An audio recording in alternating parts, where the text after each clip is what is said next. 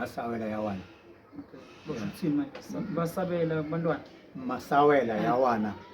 Futhi ngumdlalo wabantwana.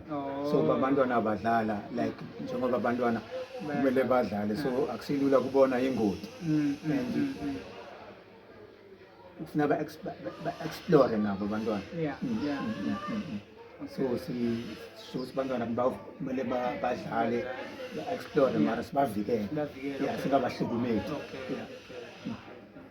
So sorry kancane literally le project le business le ngasho ukuthi ilona i-pick ye-career yethu. Yeah, lo bese ile department kakhulu kithi.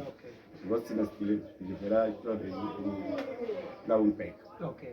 Yeah, so